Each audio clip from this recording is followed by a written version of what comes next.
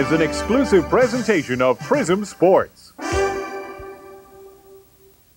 Thursday, last year's top defense at Boston prevailed 4-1, allowing the Flyers a lone 5-on-3 power play goal.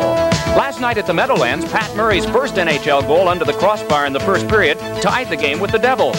The power play marker kept the game even until the third period when Peter Stastny and Claude Lemieux teamed up to break the deadlock. The Devils won 3-1. Tonight, it's home. The Flyers face another team trying to bounce back from a playoff miss of a year ago and one of the best players in the world. Steve Yzerman and the Red Wings take on the Flyers tonight on PRISM.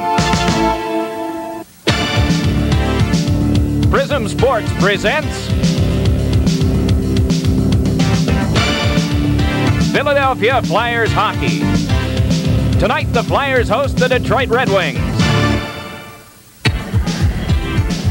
The Spectrum, corner of Broad and Patterson Streets in Philadelphia, where tonight the Flyers open their 24th home season, schedule of 40 games, taking on the Detroit Red Wings. Good evening, everyone. Along with Bill Clement, I'm Mike Emrick. Well, when last we spoke with you from the Spectrum for Flyers hockey, they were playing Detroit in a meaningless game because both teams had missed the playoffs. Tonight, they're playing the third game of both of their seasons, and neither team has come up with a win just yet. Kind of a frustrating situation for the Flyers to be in as well, Mike, because in both of their first two games, they were in a position to do something. Played very well in Boston, came away with nothing, and were even tied with the Devils last night going into the third period. But it becomes more apparent that the Flyers don't have a real bona fide game breaker, and that means they have to stay close. Here against Detroit tonight, they're going to have to stay close or be ahead going into the third period, and that is going to be a challenge for the Flyers pretty well all season long. Yeah, I think so. But when you miss the playoffs, you have to make some changes. The Flyers did, the Red Wings did. They made some significant ones, though, both general manager and coach. Now it's Bryan Murray. Bryan Murray is a combination of both of those positions, and to me it was very interesting that the owner of the Red Wings, Mike Ilitch, said that it was imperative that he consolidate those two positions. Obviously, he didn't like the way Jimmy Devellano and Jacques Demers worked, the predecessors to Bryan Murray. It's a huge job. Nobody ever accused Bryan Murray of not working hard at it, but he has his hands full, and he understands the Flyers because he was in the division. Far so good. Pat Murray looks great. Opening night ceremonies are coming up. We'll be right back with those after this.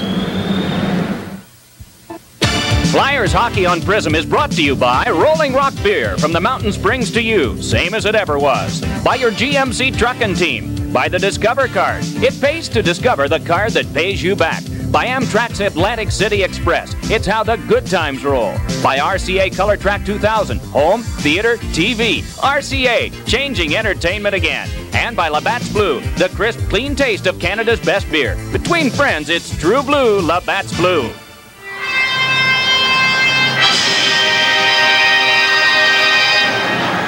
All the effects, the bright lights, the spotlights, the gels, and everything else that make up a Flyers opening night ceremony. Flyer players are going to be introduced one by one, the Detroit Red Wings en masse, as the Flyer fans settle in for what will be their first look on home ice at the 1990-91 edition. Ladies and gentlemen, let's go down to Lou Nolan. It's my pleasure to introduce to you the 1990-91 edition of the Philadelphia Flyers. Number 35, goaltender Ken Reggett.